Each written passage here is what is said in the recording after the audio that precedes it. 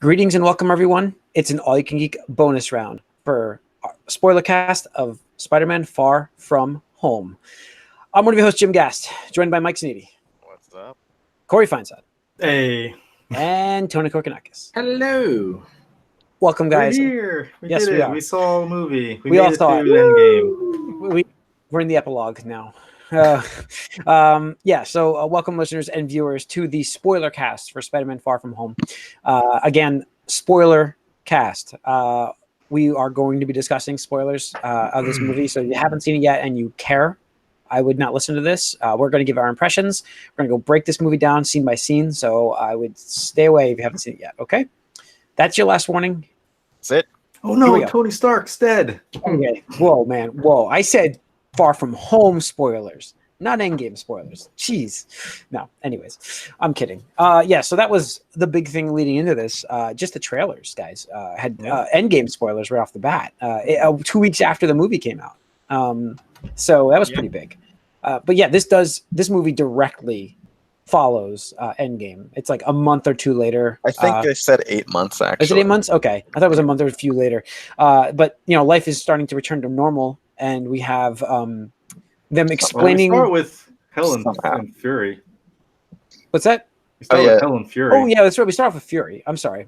If I miss a scene, yes, bring me back on this was the sort of like trailer stuff they threw on the end of, I think, the re-release of Endgame, the whole Mexico section. Yeah, we get our introduction to Mysterio here. We have the scene. I thought it was a really cool opening sequence with Fury and Maria Hill, which is cool to see Maria Hill back in this. I thought Jake Gyllenhaal's entrance was actually pretty good. You don't want any part of this. Yeah, I don't know. I liked him. I liked him as Mysterio. I really Jake. did. Yeah, he did a fantastic job as that character. It's like one of those things that are like, I want him back. Yeah. I hope we do. I think we will. So I just don't see that. It's all an illusion, man. It's all an illusion. It's all what he wants you to see. Perception. So we had that intro there with the sandstorm attacker, and the elemental. So we know stuff's going down out there. So no Sandman. By the way, how stupid were we to even consider that there was other villains in this movie? Yeah, I mean, it was pretty funny that Tony had to stop and listen to us talk about this, and we should go back and listen more. Yeah, it was interesting. I mean, obviously the Mysterio flip was. I was hoping it wouldn't work. That's why we're stupid, because we knew that was going to happen. That we knew that was going to happen. Setting things up, but we couldn't do the obvious conclusion that these very bland elemental villains were all going to just be part of that. But yeah. Whatever. Anyways, I mean, I think when they showed off the first trailer, I even said, I was like, I mean, I guess they could just be illusions, like, because he was trying to play off the superhero angle, but I was like, that's kind of too obvious, right? And that's what I was thinking. Just brushed it away. Yeah, okay. Nope, they just did it. We follow that sequence with the explanation of the blip.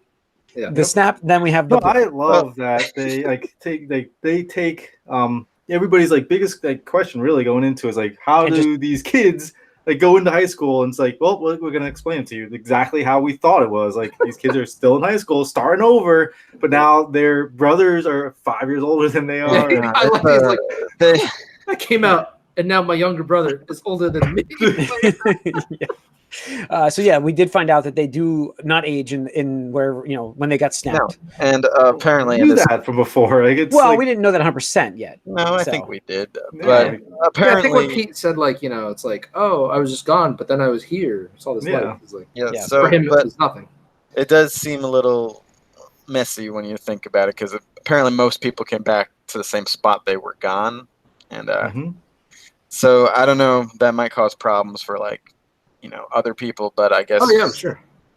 Maybe that didn't really happen. I mean, they briefly, the fact that they're going into displaced people for the blip thing, because everyone they lost their homes or whatever because someone else was there. People you're basically gone for 5 years, and everyone assumed this was they touched on it. They didn't go into it too much. They just it was with Aunt May was the whole. Yeah, no, I mean, they did a little. They just didn't go. It was almost sort of I really felt like they wanted to just push that part out of the way and just focus on Stark being the only real repercussion that they wanted to really talk about. Yeah. Yeah. I mean, let's see, where were we on this line? We're at the high school now. Oh yeah, so we had high school where we Brand- find out that they're going on a trip, and this is where Peter wants to woo MJ. Got a plan. Yes, What was I don't remember was there like a specific reason why this trip was happening? it was because I thought Organization. it was their tech it was the Midtown Tech school trip to Europe. I actually have a little bit of a synopsis post here where they said they were, because the students were killed in the snap, the school organized it. Oh, it was a reward for people. Yeah, who- back to. Well, they were are bitter back. because they had to repeat that grade, even though they were at the end of the Yes, school year. I love that beginning of the school. I love the school news well, thing. 'Cause that's something that kids would be upset about. I did would be love- upset. I did love that tribute that the kids did in the beginning of the school news thing for like they were superheroes. I'm just like, man, this looks so bad. And I'm like, it's so well done. Yeah. Yeah. But it was I so got well done a for picture too. Like they showed Vision, I was like, oh yeah, Vision never came. yeah. And it's really bad footage of Vision. It's like such pixelated image and stuff. You realize he never really like officially appeared to like normal people. Yeah. So, but yeah, so we had them planning to take a trip, and we get a little interaction then with MJ. Conveniently, everyone we know, I guess, was blipped. Yes, Mhm. that all the main crew from the first Spider-Man, and what's his name? The new Brad Davis. Don't forget Brad Davis now. Yeah, He wasn't blipped. No, he wasn't That's- blipped, but he's that's grown. the He's point. grown 5 years and is filled so up. That doesn't make any sense to me. So then, is he like a substitute teacher? What is he doing there?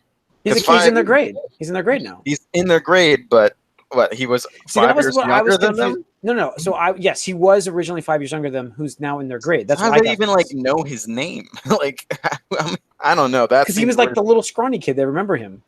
remember. the You point in the remember beginning. kids 5 years younger than you when you were in high school? When you have like a standout scrawny nerdy kid, that kind of stands out. An 11-year-old when you were 16? We're really nitpicking this. Like, Yeah. really? I honestly don't understand like who he is or what. I was what confused as what well, was Mike. supposed I to didn't happen know with him. if he blipped for he didn't blip, but he also they didn't advance the grades because of the 5-year blip, like the snap. I If don't grades, know. that's what I was questioning. I'm gonna meaningless, call too. him a super senior. So all right, well, I just know that he don't was know. supposed to be younger than They're them. not and then- seniors though. So they're not. So yeah, we have then a sequence with him at a fundraiser, right? That's the next sequence. Spider-Man, yeah. Spider-Man fundraiser with Aunt May, which had a hilarious with Happy showing up. Yeah. That was like, I liked That it though morning because I do think that like you kind of needed to also explain like these people came back to a world that was completely changed and now their lives have been disrupted. So I appreciated they do that in there. but I mean, because- they try to focus on that a lot, and I mean that's been talked about in Endgame. Endgames was like that as well. How much that changed their lives. You had Captain America doing that help group, and that kind of continued. no, I even this. understand that. Oh, Those are the yeah. people that stayed around. I'm That's what I talking mean, about but- people that came back. The ramifications are the same. It's different for the people coming back too. But I'm just saying That's the what I'm same saying. It's like laws. the people that come back. Oh shit! I'm in this. I'm in the same place as I was before, but not. The world is not the same. Yeah. I So- liked it. All right, so we had the fundraiser with Happy and a little interaction with Aunt May, which I thought was hilarious. The trailer, yeah. Yeah, in the trailer, and I love how he's like, oh, by the way, Nick Fury's going to call you. I don't want Nick you Fury don't- to call you don't you. ghost Can't Nick ghost Fury. Nick Fury. So I like that. And let's see, what is the next? What's after that? There's the airplane ride. It goes to the They- airplane. They pretty much get going pretty quickly. Yeah, they go after right that. to Europe. Oh, my camera's. I Well, that's moved too we much. get the little interaction with the banana, and you can dodge bullets. But you Yeah, Well, can't so dodge I we did get like the that. First, we Peter get the Tingle. first Peter I did Tingle. like that. Tingles. packing for your Peter Tingles. Don't call it that. Please don't call it that. Well, apparently that's all we get. It's Peter Tingle like canon now, I guess. No, it was in there. It was in Well, Infinity Peter War. Tingle's having a problem. Is what the whole thing is. Yeah, It's which not working right. yeah, I don't As know. Mike, as he gets older, he gets stronger. You know what I mean? No. Like you find out you have more abilities as you go. It's like Superman. Superman I didn't just start with every single ability at the same time. He found out he had them as he went. Yeah, in Smallville, it took about No, 10 years. in every Superman version I've ever seen. And yeah, in Smallville it took the longest, but No, I just mean Peter Tingle is canon as the name because they never Oh, give it another they name. they do not ever. But of course, I mean the Spider Senses is not, oh man, I can't wait to talk about the end. I'm surprised he said the R word once in this movie. The R word? Responsibility. Oh yeah, they avoided that in the first one quite a bit, but I think that I like the sequence of him deciding not to pack the suit. What do you think the significance though of him like you're closing it and you've seen like the initials for Ben like on the suitcase? Like I thought it was like kind of they lingered on it. I was like, I wonder. To me, it was just it's probably his old nod. suitcase. I like the nods they had for that because they ignored him entirely in the first movie, and I think he's such a big part of Spider-Man's past. Is what he is, origin. Who he is because of him. Yeah. So I like to have that, but I like the turmoil to not pack the suit. He decides not to want to do it. He wants to go as himself on this to woo MJ, and then Aunt May's. I did like the banana thing. So, yeah. I like when they land and like the international agent, whatever, just opens it up and like there's the Spider-Man suit. She just gives him this look and she's like, "You can't have this." And it's a banana. It's a banana. I mean, that's pretty accurate. It was this whole first part was fun for me just because, again, like you a year ago, I went to Venice a year ago. So I mean, the flight was funny. I mean, you had the two teacher chaperones, which I thought were greatly. I thought they were cast the perfectly. blossoming of love, high school love as well. Yeah. I mean, I remember being that age. A trip like that gets that going. It really does. It's all about trying to figure out how you can sit next to the crush. You know what I mean? Like, right.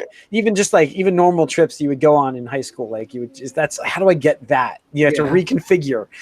So that plotting, I was like, I remember doing this as a kid.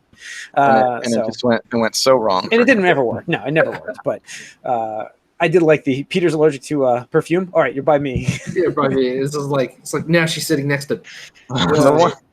Yeah. Oh, you have a dual headphone jack? Yeah. A lot of good lines. All right. Next, there was something that I was going to really quick. The one thing I liked was like how what's his friend's name? Ned. Ned was like, we're gonna be bros. Yes, that's what I wanted to mention. He's like, they're gonna travel like Europe, like bachelors, man. Bachelors, Americans in Europe. Oh, yeah. Boyfriend and girlfriend now. He's like, those are the words of a child, Peter. I love when they got to left that plane as a man. Like that, you're the best. Like I thought Ned was excellent in this. And Betty was great in this too. Like I thought they were a great couple for the movie, which obviously only lasted for the movie. But I thought it was hilarious getting off the plane and you're like, and he's like, what is this? What happened? We had the bachelors. Yeah. So then we get the check into the hotel and sightseeing where we get our first taste of another encounter with Mysterio here, and Peter gets to actually encounter him here. So we have a giant water monster, which at the time I wasn't certain what it was yet myself. But in the movie, I was hoping it'd be Hydra Man, but you don't want to do that because these are bigger characters. They shot out the Hydra Man. They did. They mentioned that somebody has water. They had a water problem or whatever it was. I forget what it was. They said the line in there that he exists. But I did like Mysterio's entrance and like him not bringing his suit even on the trip there, like didn't dress in it. So he had to figure out, well, what am I going to do here to help and kind of being himself, but also being Spider-Man mixed in. One of those little funny masks that they do sell around there. Actually, the most relatable thing that happened in this was it's later on, but never mind. It just that the Rose guys in Venice. Guys, if they see a couple that are probably foreign, they are super obnoxious.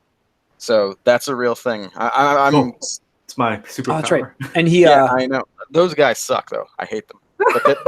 But because that's 100% what happens, and I was very glad that they got that detail of being in Venice because that was super annoying. That was like the worst part. Relatable. There you go. See, they made it accurate, Mike. Well, yeah. I mean, they actually went on site and filmed there, which was pretty cool too. So, all right, we have him Beck then defeating the Elemental, and we get the backstory. Yeah, you don't get that yet. You get back to the hotel room where you get Nick Fury.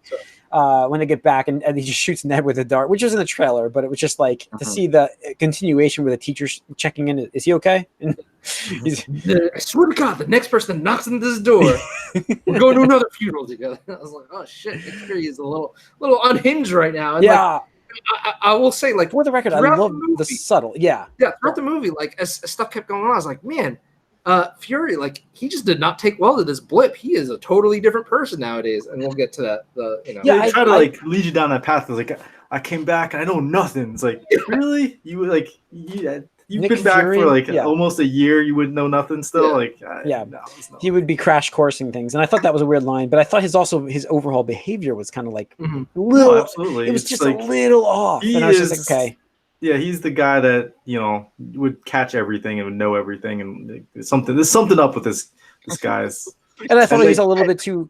And I thought like even like the darting Ned and then taking them on the trip, the class trip, like moving it. I thought that was not very Nick That wasn't Fury-esque. Fury at all. It's like you're gonna put high school kids in more danger. Yeah, Like, what's going on here? For me, I was like, why is he doing this? Doesn't sound like Nick Fury to me. I was like, so I loved that ending because it was just great. We'll get to that in a little bit, but we do get the backstory now. But go on.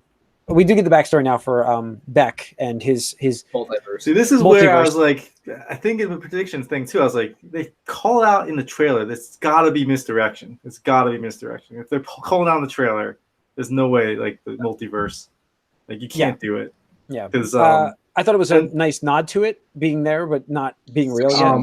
But what's interesting though is like he calls out like 616, but the MCU is 199999. Yeah. I didn't know that. Okay. Interesting. So I And thought it was Fury also says your world in that sequence, which I thought was interesting. When he's talking to Peter, he doesn't say our world. Oh. Which is another hint to what's to come. Yep, that's true. And I didn't notice that. I think I missed that. So, but I like that whole sequence with Beck being the trying to be the hero kind of thing, and it was great selling of it. He definitely. I mean, the character from we know from the comics, like, and the character that they've kind of morphed him into in the comics as well. Like, you kind of have these hopes, and then you have these like fears, and they just take what you hope for and just like make it everything you've wanted with this character. And it's like it's all about that deception with him and people's perception, and it just gets turned on its head, and it's like really like set up really well in this scene. I think they really nail the fact that this guy is a storyteller and a director, and it all comes out. It was weird though that he kind of knew to try to play into Peter Parker's like attachment to Tony Stark, which was weird because it was really well played into. It worked. Like, I mean, like he had a whole team of people like working for him. That's true. But did we think he knew ahead of time that Peter Parker was Spider-Man or what? No, I don't. Ahead of time, maybe not necessarily ahead of time, but he could just go with it after once he found out. Like that lady found out, like, oh, this tech is gonna be given to some random kid. It's like, let's look into this thing a little bit closer. So, so we have them going to Prague, even though he says he's not going to go. Yeah, it's like okay, Spider-Man to fight the final element. Yeah, your vacation, enjoy it. That bus ride though was pretty hilarious because he gets the glasses on. I thought it was awesome that he got those glasses. And Edith, I mean, that was awesome. Just the acronym with Edith. Yeah. It's like, even dead, I am the hero. Yes, that is totally like Tony Stark, perfect. And I thought the glasses were awesome because it's like those are Tony Stark's glasses, and it's just like to have them like built in with an AI, and it's just awesome. It makes sense. But I thought and it was funny to a point with the Edith going to kill Brad. I thought that sequence was funny-ish, a little campy, my opinion, but action. It was still action. But we got to see a drone, which was very important to the story. I did like how like they got off on that thing, and the guy was like in the bar, and he's like on there, and like you just have that like one lady. She's like, "I made you a suit." Oh, that's right. That was right after that, wasn't it? And then, it was right before that. It was right before that. That's right. And then she's like, "Take off your clothes," and he's like, and she just like stares at him. Take off your clothes, and it's like, all right. And he starts doing it, and then that guy Brad comes in. Brad comes in. It's just like, click. Just like goes away. It's like, whoa, what's going on? But takes a picture. And then it's like, Edith, can you hack a phone? Can you? And then Edith's like, yes, I took this picture on purpose because fuck you, I like MJ. Yeah, I did like that part. Yeah. So you get his stealth suit made for him in this at that point, which was interesting. Why he had that now, because he didn't want to wear his suit because because I will say like the movie did a really good job of like questions I had usually about movies was like where it's like we call it nitpicks or whatever. It's like, wouldn't they do this or wouldn't they like? And that's the thing. I was like, the characters should know something, right? Like, yeah, it's like if Spider-Man showed up in DC when there's two. like, oh, Spider-Man's just in Venice when our class happens to be in Venice. It's like, don't you think these smart ass engineers would fucking figure that out? And he even says he's like, they would definitely figure it out now. There would be no question about it. I was like, holy shit, thank you. Like, you have a legitimate reason for saying this now. Like. Yeah, so I liked. Of course, the other new suit is different enough, though, to actually like logically make a difference. But it's a cheap German knockoff, man. Night Monkey. Night Monkey. Night Monkey. Yeah. Don't worry, Ned's got it covered. So he tries though. It sounded like a good plan. At least he tried. He didn't just wear his costume. But then they run in with they get to Prague. Which is a beautiful, like they get checked in a massive hotel, and I love how like the class is like, this is amazing, like we're getting upgraded, and Will gets the oil. Yeah. The teacher is great too. Like the casting was great with those. And the one thing I didn't like was also how like they got the name Mysterio was from the Italian. The Italian. I was like, that's a really clever way to do it rather than just like ha ha ha. I am Mysterio. And it's like, okay, Brad, like, and then they basically have the kids go to the opera when you have the Peter Parker struggle to want to be with MJ and be with her on this trip, and then you have him, doing the right thing with Nick Fury in his ear yelling to come over, but leaving his friends at the opera. Obviously, Ned and Betty sneak out, which I thought was hilarious because Betty's like this quiet girl. They sneak out. And also does MJ sneaks out too, which is critical as well. But so we get the run in basically with the fire, the last one, these elementals, which I thought the battle sequence was awesome. This whole sequence with the fire one, you have the stealth suit Spider-Man, you have Beck showing up with to fight him off. That's one of my issues actually with this movie is it was all like fights between like him and some CGI monstrosity or drones. I would just I would have wanted at least one sort of more grounded fight in this movie. Yeah, and they cut that too from like the trailer. It was like, hey, are you going to be the new Iron Man? It's like, no, I'm too busy doing your job, whatever. Yeah, he did. They did cut that. That's right. No, I think that I didn't mind that because Mysterio is that kind of a villain. He's not like super powered or anything like that, but it's smoke and mirrors, man. Smoke and mirrors. No, I know. I don't know. I just didn't enjoy these giant. I didn't like the elemental fights as much as some of the other stuff, like with the. Well, this is getting the movie set up. Yeah. This is getting the movie set up, and I told Tony this actually at Mike's cookout. We get into the next sequence after they defeat the fire elemental. Which anything you want to cover there? It was just a nice fight, right? I mean, So. I mean, there's an important sequence with MJ finding the web. Yes, she finds. Yes, so she gets that the camera, which we don't know what that is at that point. Right. But and then they go. You have Beck and asking Peter to go join him for a drink afterwards because they defeated the elemental, and I was like, this is the big reveal. Yeah, so they're sitting around in this bar, and I'm just like, I'm watching this, and they're like, he's still wearing his suit, and so is Beck, and I'm like, people are just sitting there, and nobody's. this is just why is nobody sitting there? And I'm just like, and it was amazing because even before it went away, like that's when things clicked for me. I'm like, oh, this is a setup. Oh, geez. And then he gave him the glass. I'm like, oh no, here we go. Yeah. And then you had the full reveal for everybody who probably did. Everybody at that point probably got it, but I thought it looked weird. I'm like, why are they in this place wearing their costumes? No, even in the trailer, because they showed that scene in the trailer, and I'm like, what? This is so weird. Why is this happening? So yeah, you have him hand him over Edith. Peter Parker hands over Beck the glasses, which is much more involving than what happens later on in the movie. Yeah, well, because it's protections. Stark knows. He knows. Come on, he can't trust Peter that far. So to take back control, it's a much. No, I mean, I'm just saying. I'm calling it out because it's a theory. What? A theory? A theory? I want to hear that. I have a theory. Once we get there. Okay. So we have.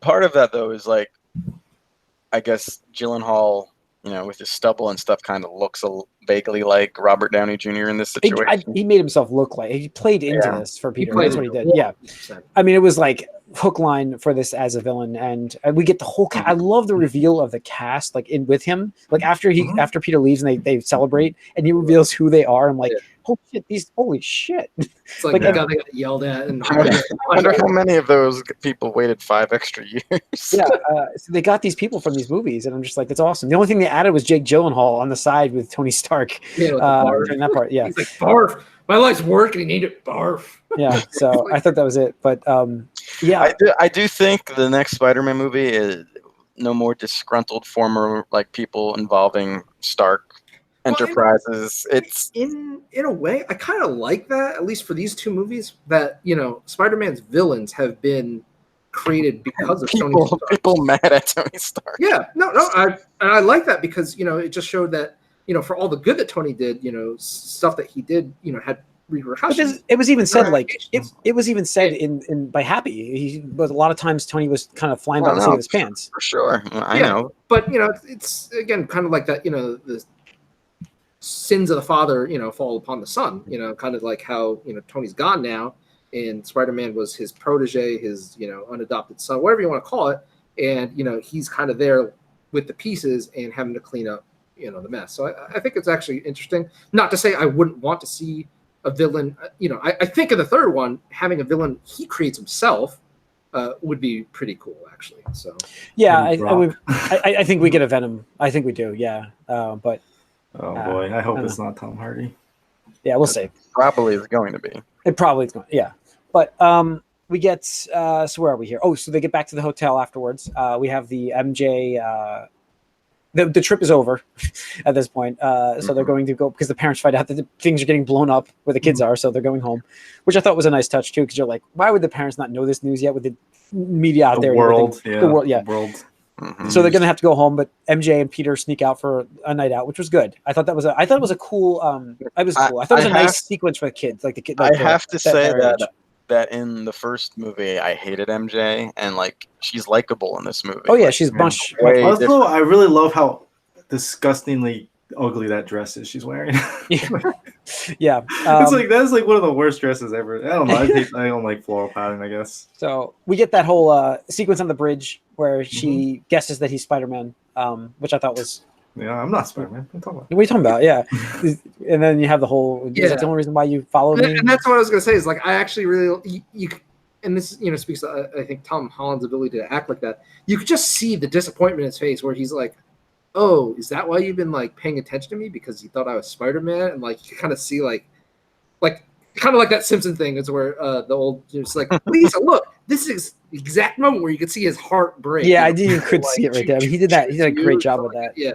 Where he's just like so devastated. I was like, "Oh, P, my boy!" Like I was just like, "Oh, you need a hug," and stuff like that. Yeah. So I thought that was great. But then you get the tech reveal for the camera, which was interesting when they started to realize what happened. Exactly, and I love like as soon as that happened, he's like, "Okay, I am Spider-Man." She's like, "Wait, are you being serious? You're just saying that to like deflect or whatever's going on with this camera?" He's like, "I am Spider-Man." It's like, okay, because I'm only 67% sure. Yeah, I'd like that response too. The interaction was great, and I think that I love that the reveal, and and then I love getting back with like Ned in the room too, which was hilarious. Well, right before Ned walks in, I did love how like he's changing and like she was like looking away, but she's like. Like he's a superhero, so it's like what's it? They get his shirt off for the ladies. Yeah, exactly, and then Ned walks in, and like I like how like Ned's reaction, like he kind of just stares at them for a moment. He's like, Pete, and he's like, she knows. He's like, oh, okay, like cool, like he just rolls with it right away. And she's like, I figured it out. I was like, I knew first. I had longer. Yeah, longer. And then we had the Beck competition thing. You get to see Beck is not quite stable at the next sequence with the drones. You get to. He finds out the one camera was missing. Yeah, he knows it too. Yeah, he's like, and the other guy's, that's fine. And then they know that seems to be a reoccurring theme with him. Like he's the only one who like realizes that something's wrong, and everyone else like, don't worry about it. Yeah. And he's like, kind of his flaw, which is probably why he couldn't build the arc reactor like Tony Stark could. But I remember he was the one that got yelled at by Obadiah. But So The we box of scraps. so yeah, his reaction was always great. So we have to find out that Beck finds out that he's going to have to kill Peter Parker and his friends, and that's where the whole thing really kicks off at the end of the movie. Not the end, but build up for it. It's interesting though that they do have a sequence coming up with trying to figure out who knows exactly, because he knows that Peter has the camera. So we have him kind of arranged to meet with Nick Fury, just randomly. Berlin thing, yeah. And Fury picks him up in the car, and they're going, and even then, it's like he's trying to explain what happened, and now Fury wasn't. Fury was Fury. Fury was Fury, who was not a Fury, but is Fury. Was he at all there? Yeah, he was there. Maria Hill was not real. Maria Hill was not real. Then where did he go later? Beck tried to take him out. Yeah, and then he gets shot. He gets shot. Yeah, he gets back up. But then where does he go? He meets him back down on the ground afterward. He's out cold for a while. He doesn't meet him back. I don't think he was there at all. I don't think he was there at all either, actually. Okay. Possibly not. Maybe not. I thought he was there actually. Because we have no evidence that Fury or whoever was shot at all later. Like he didn't seem. Yeah, so we get in any case, like it was all set up. So anyways, it's all set up. We get a nice sequence with Mysterio actually, like the way he is as a villain, as I know him, with his whole like this is not real. He wasn't there because like he does impersonate him later. Yeah, I thought this was the coolest like visual spectacle of the whole movie, where it was just like that. Just smoke and mirrors, just kind of like constantly mirror rooms, and like deception after deception. Changed his suit to show you when he's there. Yeah, I mean, falling through the building. I mean, he's like attacking everything that's not real, like the walls, and you can see it like flash out to show that he's hitting the wall, and then like it's pulls down a crane. Yeah, I thought it was awesome to see that. And eventually, even, just showing Mysterio's kind of going for the mental damage too, where like. He shows him, Iron Man's grave, and it's like you failed him, No, it absolutely reminded me, honestly, of one of the Scarecrow sequences in the Arkham games. Yeah, it did actually. I agree with you, Mike. I know exactly what you're talking about, but yeah. No, so this was probably my favorite sequence in the movie. It was great. I love that whole aspect, and it happened again later on, but he was ready for it. Yeah, this time. no, and what I liked about this one too is they make you think at one point, oh, he's going to get out of it. Everything's going to be fine. But then he gets hit by a freaking train. I love that part. But before that, he obviously unveils that he told Ned and MJ, and so now he knows that now Beck knows he's going to kill them. But he lures Peter into getting hit by a train, which I thought was just awesome. And Peter survived. So Spider-Man can get hit by a train and still pull out of it, which was awesome. But you get the whole the heroes fall before he can rise back up. So then Happy comes to the rescue there with that jet, which I thought was a cool touch to bring into it, have some sort of Tony Stark presence at least. So Iron Man presence. Yeah, and I'm playing that same song, I think, right? Yeah, that was his. That was so funny. It's like the AC/DC song, which is like, oh, I love Led Zeppelin. Yeah, he's like, you take care of the suit, I'll take care of the song, the tunes, and he plays Back in Black, whoever it was, and that was from Iron Man 2. So both yeah, Iron Mans. Was it both Iron Mans? All of them. Was it? It was in Avengers too. Oh, it's his theme song. Is it? Oh, okay. I didn't know he's playing it when he comes to shoot Loki, I think, right? Yeah. Okay. So we have Peter actually picking himself up and designing a new suit now, which was awesome touch. Like him taking over, basically. He doesn't want to be Tony Stark, but him doing his own thing and like using Tony's stuff the way that Stark used to use it. Just cool. To go back real quick, I do love the little touch of and kind of hint at when Peter starts like going off like crazy nerd talk with the multiverse, and then goes, "Oh, I'm sorry," and Beck's like, "Oh, don't ever apologize for being the smartest person in the room." Yeah, I thought it was a nice touch. Yeah, and because like that was kind of his thing was with Beck at least he was always kind of the smart guy and seemed like he got overlooked and stuff. So I thought that was a nice touch there. That's a cool touch, yeah. And then it kind of just goes to show like he has the he's got the ability to do and take over the Iron Man mantle. Yeah. And I do think it's important. He said it a few times, and you don't know how much you would believe him, but it does seem like he genuinely liked Peter, even though I think he did. I think he did. Yeah. he I didn't. mean, it's want, hard not to like the guy. He's just a genuine, he didn't want to kill Peter at all. Like he said that a few times, and he's like, "Oh, now you're going to make me have to do this," and he said that a few self-preservation in the end, but that's why he's the villain. He makes making these decisions. But yeah, so we have the final sequence building up now, where you get the plan from Peter. London, they have the massive elemental surge with they fuse together. It's also like writing the script, and he's like, it's like, God, this is bullshit. I did like Happy's phone call to Fury at that point. Yeah, that's I guess that was communicated, being that something we find out later. I was a little confused about that. I guess it's got to be a code word, but then I was confused more about the fact that wasn't actually Fury. That's what I mean. I guess maybe that was communicated for this vacation. Like stuff like that. I don't know. So looks can be deceiving, I think is what he said, right? Is that what it was? Appearances can be deceiving. That was the second the part of that line. So yeah, we have Beck trying to fight the massive elemental thing with all of Tony Stark's drones from Edith, which are going to kill Peter Parker's friends in the midst of everything. And his plan is to actually kill other people to make it look like he's a bigger hero for saving the day. I do love, like we were saying, like nitpicky stuff. I love that they call out the Avengers are not coming. Like we're clear, let's do this. The Avengers are not made sure that first. Yeah. Oh, that's also another touch where we go back to the secret Nick Fury bullshit when they mentioned Captain Marvel and he says, "Do not invoke her name." I'm like, what? Oh, that does make more sense. That's kind of a weird thing to say, but okay. Yeah, I know why. Okay, that I didn't even think about that. What does she have to have a problem with Captain Marvel with later as well? Like, there's something more going on there. That's why I didn't pick it up until obviously I didn't even going back now. You're like, I didn't even think about it at that point. I'm like, but now, wow. So we had the final sequence with Parker jumping out of the jet.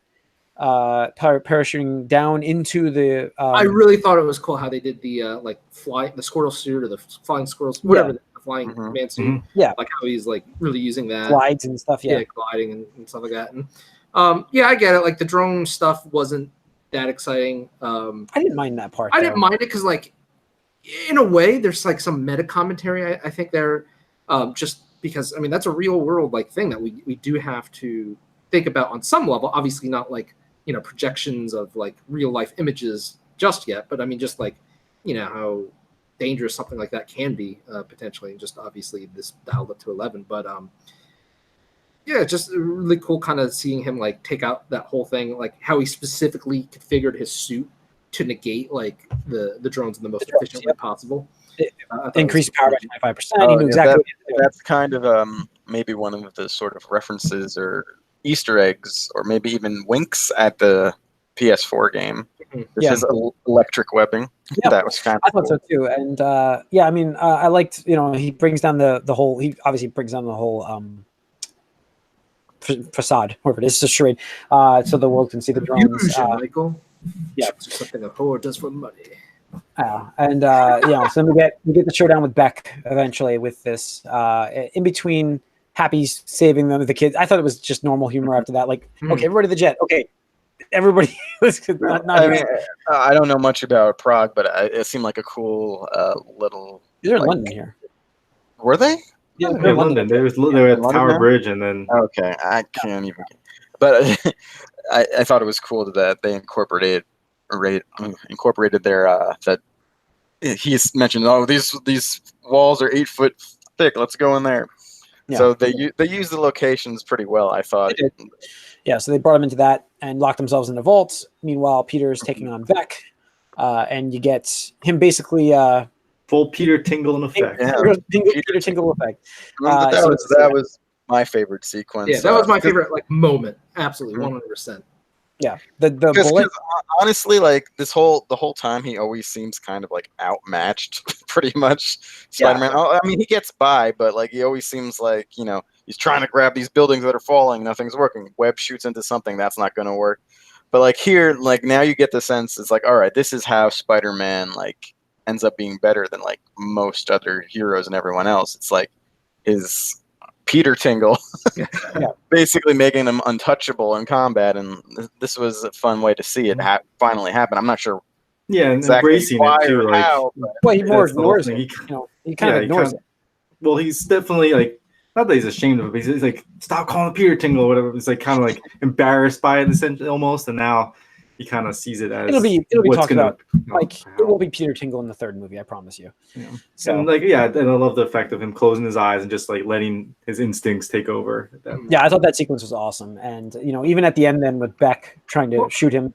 Yeah, but before we get that, I really liked how they did it, and it felt to me at least, I don't know, maybe you guys, but it felt like a video game sequence where like it's just him. You have all the pitch black, and you could hear the sounds like metal being crushed and bullets being fired, and then when he's taking out the drones, you could see like I think it showed for like a split second as he was dismantling them and approaching Beck. Like I thought that was totally like a sequence out of a video game. I was like, this is awesome. Like this is what I want. This is what I came for. This is like what I'm coming back for. The agile Spider-Man I wanted to see. So, yeah, exactly. I thought that was great. So we have the villain confrontation with Beck. You know what? Actually, I will say a little bit of the sequence even before that was pretty impressive to me. The whole when he was just gathering as many as he can, like taking them out, and the time he used his powers in a unique way, where he actually bungeed up, but used his like stickiness to pull a whole car and as a shield, up, like below him. I thought that was a nice touch because it's like just a different way to show his abilities, or a more creative way that he can use them. Yeah. We get the last sequence with Beck. You trying to shoot Peter, Spider-Man, with Edith warning him you're in the shot, and he overrides it anyways because he's lost it at this point. And then clearly accidentally shoots himself, or did he? Who knows? Probably. I don't think so. I think it was all a facade. So yeah, you have him. Obviously it was, but we get into. He did get shot actually, but he did. The guy in the ground wasn't him, which it was awesome that Peter picked that up immediately and dodged the gunshot. He grabbed the gun after that. Was it grab the gun or shot? He dodged a shot, right? He grabbed the gun and pushed it. Pushed it away. Pushed it away. Yeah. Which I thought that was an awesome sequence. And I like because he says you can't trick me anymore. Yeah. Mm-hmm. Which leads me to believe that he probably is actually dead. Oh, he is. That. No, he's not. No, he's. I think he's 100% around. He's smoke and mirrors, man. No, well, why would he not know that then, Peter? Afterwards, yeah, got a little. So here's the theory. Here's what I'm saying. Like, Beck got the glasses, full control, full admin access. You're not gonna lock every single person out that had access before. Are you kidding? So like, there's no way that Peter is gonna be able to get these glasses and just like, oh yeah, I got access again because it's me. I think that Beck knew that he was probably gonna get them back at some point and has like a back door. And so when he's like, Edith, like, is he dead or whatever? And Edith's like, oh, there's nothing. Like, I think that's totally like a lie. Yeah, yeah, I can see that. And I think the way they did it's if for whatever reason they never get to do a follow up with Mysterio, they could just be like, yeah, we made it convenient for like the majority of the audience. But if they want to, they could easily, like you said, and Jim, where it's like, oh, this was an illusion as well, and the body was never recovered or whatever. See, like that. For me, there's a little scene where you see what's his name like downloading something onto like a flash drive. Well, we get that later.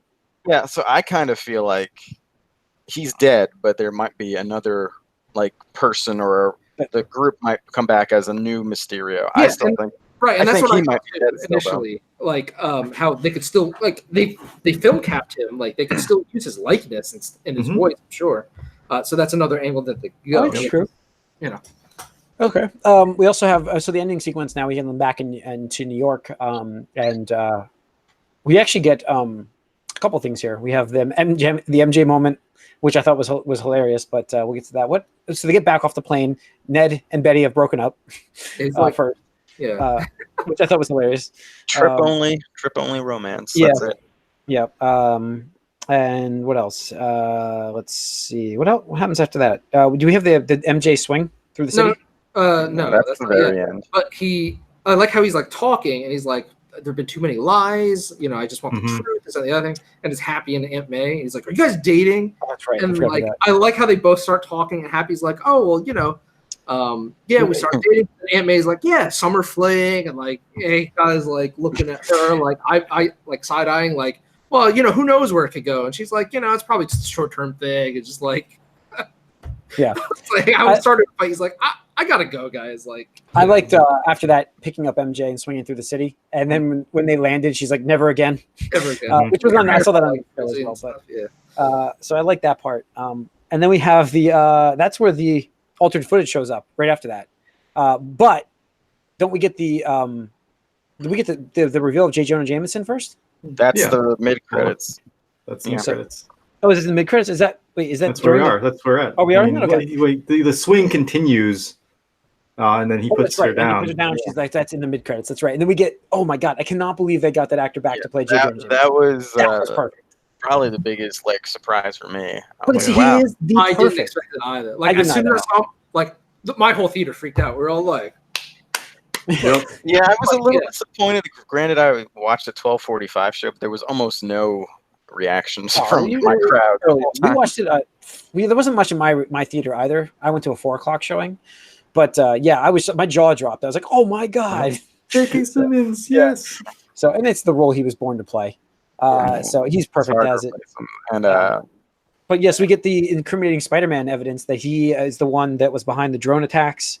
And I do remember it was funny, and I'm like, oh, maybe you shouldn't say that when he's like, execute them all.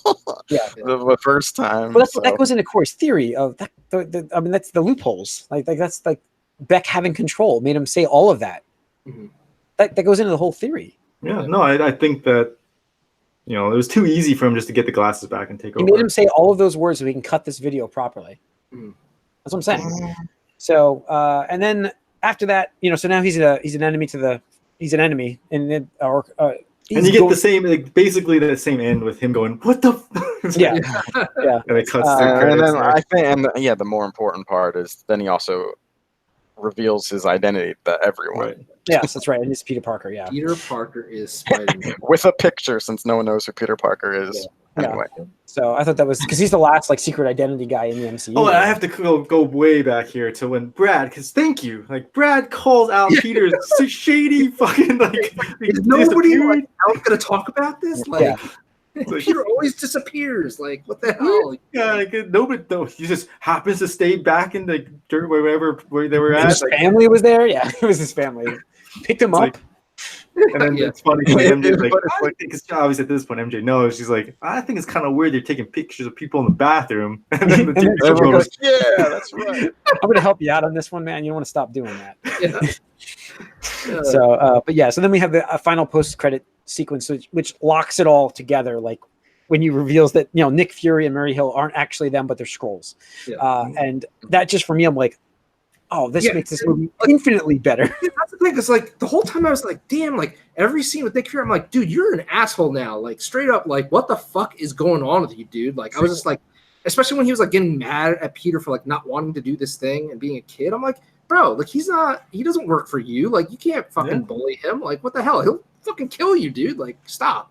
And I was just like, man, he's just acting out of character. And then in the second half, I'm like, maybe he was just trying to use Spider-Man as a decoy so he could get to Beck's secret plan, that's what I was wondering too. Super spy action. Yeah, I mean, you gotta know Fury's got some plans on plans. Yeah, he always has a plan, and he didn't seem to have a plan. I was like, Nick Fury got duped by this fucking Beck guy. He didn't run a facial recognition scan and realize that he was a former Stark employee. I was like, that's super unrealistic. I was like, that's really out of character. And then when the scene happened, I was like, this makes sense now. They answered it. I was like, holy shit. Yeah, it was kind of funny though that they were so sort of jokey and but his version of Fury was more angry. Yeah, more angry. Yeah. Well, obviously something's going on with because Captain Marvel's. You can't talk about her, so something. And you got this whole sword ship up there. I'm assuming they're building a sword. That's what I think. It's the sword space station. Gotta have shield and sword and that's it. Again, this would have been a great opportunity for Agents of S.H.I.E.L.D. to show up. Too bad. That's what I thought too. I mentioned to Corey because he saw it, I think, the first after I did. And he's I was like, do you think that was a Tahiti reference? Because that's what I thought. I was like, Nick Fury, is this Tahiti? Did something happen? And I was like, what the hell? Is he going to be right next to Coulson? Yeah. I was so weirded out. No, I thought it was a great. I mean, that last sequence locked the whole movie down to make it that, like you said, it bumps the scores up. The whole last sequences. Yeah, I guess Nick Fury told him those code words or whatever at least beforehand. But also, so then Fury wanted to go back to work or something. Was it what was he That's was what I doing think in we're building. space? I think they're Or he building wanted that to go sort of back? space station. Yeah. What's interesting though is I kind of like flipping it from the comics where like the Skrulls seem to be the good race, and Yeah. the Kree are the bad race. It's like That's what it seems. Yeah. And it's interesting now because I guess, or do you want us to still talk about the movie? I was going to talk about like potential where we're going with the next. That's where we're going. Okay. Yeah, So I think it's going to be interesting in the third Spider-Man movie, because obviously we're getting a third Spider-Man movie now. But where they're going to go after him, maybe he's going to be like public enemy number one. I would personally love to see in the third movie as the villain, Kraven the Hunter. I've heard now, the rumor now is that that's what the director wants. I want that. Like, come on the record saying that's what they want. Now he's on the run or like trying to, be out of the public limelight and just like they hire Kraven to fucking. You want them to bring the I'm going to try to say this correctly, symbiote into the universe. I know it's not the way to say it, guys. Just for those listening, I'm just joking. I know how you're supposed to say symbiote, but the one thing that I thought was a little weird, and maybe you guys noticed or didn't notice, but so there's two parts that kind of stuck out in my mind with Flash and how on the bus when it was the whole missile attack or whatever, he was like trying to text his parents, and then at the end when he landed everybody landed from the airport and they're being picked up by the families, he's like, to the butler, like, oh, mom couldn't make it again or something like that. And it was like, to me, like kind of weird because like they didn't need to show that kind of scene. I thought that was interesting. Wondering if we're gonna have a villain from that. Right. I wonder if like that's to show. Well, they also, he swung through, and I missed this. He swung through the Avengers building, the remodel, and there's a big gap in the middle of it. It's been completely redone. Oh yeah, you're right. So the theories about that is could be Oscorp. I mean, could be Oscorp. Yeah. Or Baxter Building. I think it's gonna be the Baxter Building, but I think it might be Oscorp. I don't know. Man. No, definitely. That stood out to me too, Tony, with the Flash stuff, and it's like, are they trying to like humanize this character or set up his parents to be something that's going on, like what's going on with? Because like in the comics, like isn't he a Hobgoblin, Flash Thompson? He does become Hobgoblin at some point. Yeah, and that's what I was wondering. Like maybe they're trying to set him up to like his parents are whatever evil scientists or evil people, and like something happens to him, and that's like where is all his money coming from? Right, and again, one of the things where like he, finally this could be a villain that maybe Spider-Man created. Maybe. Oh, that's true because he's so big into Spider-Man. Maybe that he humiliates him accidentally in something, and there you go. You get in the right. Like now he'll know Peter Parker, who he makes fun of. Oh, maybe that's what sets him off. Exactly. Maybe it sets him off. Yeah. Like imagine like you have your hero, and then you find out that the guy that you hate the most or humiliate the most, like don't give a shit about, you think is like nothing, is like that character is just like. And so now now Spider-Man's a liar. Like he can't like obviously be trusted. So maybe that does set up. No, they would do the Hobgoblin, I think, rather than the Green Goblin. I mean, I think they would, but I kind of feel like they're trying to stay away from those characters that have the original. Yeah, so the Hobgoblin hasn't been done yet. That's what I'm saying. So honestly, I would rather not see Flash as a villain right now. I think it'd make more sense to have his parents.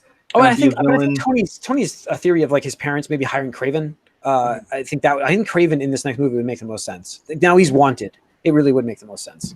I guess I just don't like that character. I don't know. I mean, you're right. I don't like superficially. I don't like. No, there's one arc. I think it's Kraven's Last Hunt. I thought that was an awesome storyline in the comics. But just the way they did both Vulture and Mysterio here, like I have no qualms that the writers it was make it a great villain. It was impressive how they sort of made like a actual reason for his fishbowl head. How that's like his screens where you can like see everything with his like CGI stuff. I thought it was awesome. So so overall, I think I like I said, I really enjoyed this movie. I give it 8.5 out of 10. I would recommend going see it. I'm guessing you all seen it. I can't wait for the sequel for another one, but and I also can't wait for where the Marvel universe is going with all the scrolls. It's going to be space. It's going to be space. A lot of space.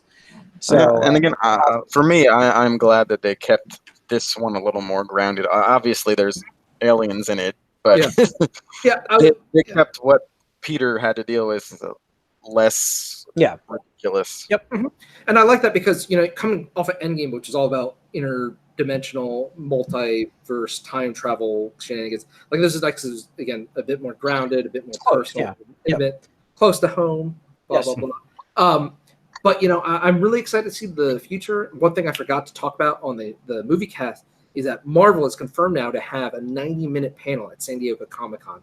So I expect a full blowout of the beginning years of Phase 4. Start off with the Eternals, I'm sure. And I feel like they're actually, and I think, Jim, you might actually be right on your prediction that Fantastic Four is coming, because I think the whole sword setup with the end here is just leading into like the Reed Richards and family going into space, and some shit goes down. Maybe they get caught up in some weird like Kree scroll encounter. Well, they're such intertwined with the scrolls. Right, exactly. So I think we might see Fantastic Four for CX. Yeah, it'd be cool. Let's get it done, Marvel. Anything to add, guys? Mike? Yeah, and this is the final thoughts for me here. I think that sorry, I was going to you next. I just Mike. No, that's fine. This is my final thoughts. I do think I was worried that the movie, because I wanted to see Spider-Man in New York, dealing with New York stuff, kind of keeping it within the neighborhood Spider-Man. So I was like a little worried about the whole school's trip thing, but I think it worked out really well. Different locations, obviously the spectacle was great, and they did such great justice to the Mysterio character.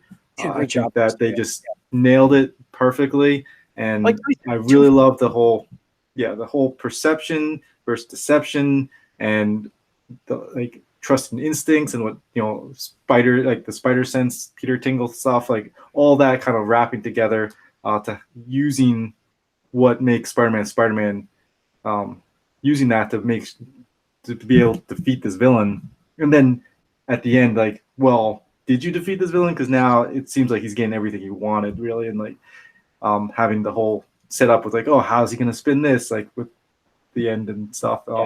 It was really great. I do think the dream sequences were awesome. Those were my favorite sequences in the movie. So yeah, I gave it an 8. Yeah. So I'm really excited to see where they go with the character, and Marvel's just nailing the Spider-Man stuff. Yeah. We didn't get Mike. You didn't give your closing impressions, right, Mike? Yeah. I mean, I liked it too. I would give it an 8. Also, I liked the incorporations of the locales. I liked. Again, they made MJ actually likable, which was a big problem with the first movie. I think that's actually MJ, or do we get another MJ? No, this is MJ. No, that's it. There's no other. There's no other one. Yeah, I don't see a Mary Jane Watson. You just gotta, realize there's no Mary Jane Watson in this. It's just her. No, I just have a feeling they're gonna merge this character with what's her name? Gwen Stacy. And Killer. Yeah, next movie. Really? That's so played out now. I think I don't see it happening. No, and so I actually liked some of the more like, it wasn't too like schooly either, but I do think knowing Mysterio like ahead of time, like that, it maybe lacked the twist that the first movie had, but I think this that was an oh shit moment. This didn't have that. Yeah. So I mean, the bar scene was pretty good, but yeah, it was good. I don't know if I would rank this better than the first one. Probably not. It probably might be a little lower, but I still thought it was just a good sequel and a slightly less good epilogue to Endgame. Because again, I feel like they tried to get that out of the way. I really felt like they just had to address it, even though they didn't really want to. I think they laid down like really nice hints for what's to come without like shoving it down your throat. You're like, oh shit, what's all this gonna mean? Yeah. Tony, did you give your closing thoughts? No, so closing impressions. I'm probably 8.5. Is it, like Mike just said, I'm not sure if it's necessarily better, but I definitely don't think it's worse than Homecoming. I think I put it in the same. In some ways, I really liked it more, and in some ways, it just had other things to do. I do like how they're going full on with the Peter MJ romance. Like, I really, in retrospect, one of the things I don't like was the whole relationship between Tobey Maguire's Spider-Man and Mary Jane. Like, it just feels really ham-fisty now looking back at it. That like she was mad at him after every minute of every movie, even though they got together already. Yeah, exactly. This is like really like, and they're just so enthusiastic. So, I really expect that to be flourishing, because I think people want to see a happy Spider-Man. Not like bad things can't happen to him, but I think they want to see like a positive, like, upbeat character. Because well, there certainly will be enough like external problems for him now. The way the movie ended. Yeah. Absolutely. And maybe that's going to be one of those things where he's going to find out whose true friends are, and whatnot. So overall, I really liked it. Again, Tom Holland nails it as Spider-Man. All the characters in this movie, I think, did fantastic jobs. And just really excited to see where they go next. All right. I think that's going to wrap up this Spoilercast. Thanks for tuning in. You can write your opinions and what you thought of our conversations at podcast@allingeek.net. Follow us on Twitter at AllinGeek. Like us on Facebook. And if you're watching this on YouTube, please hit that subscribe button. We appreciate it. Thanks again. See you next week.